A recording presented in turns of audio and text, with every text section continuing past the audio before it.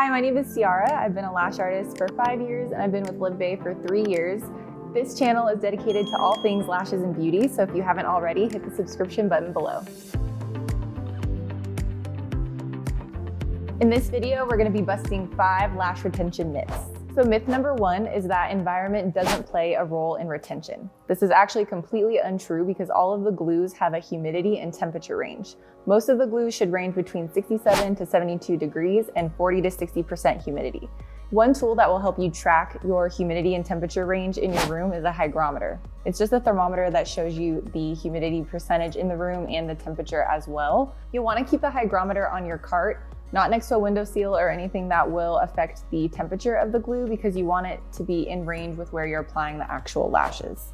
Myth number 2 is that lashes should last 6 weeks.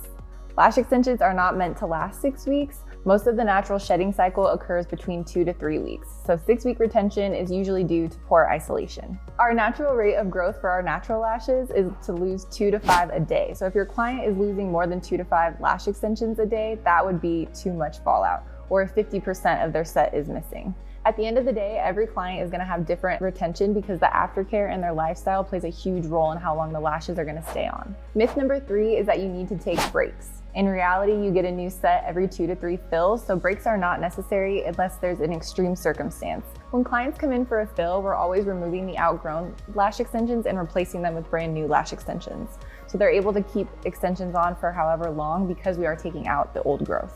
Every time a client comes in for a fill, you do want to remove those outgrown lashes because the outgrown lashes will weigh the natural lash down and can cause fallout, which will affect retention.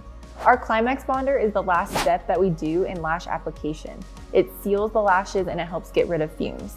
Previously, we would do this with nano misting, but since then, in the lash industry, technology has developed and now the bonder is a much better option.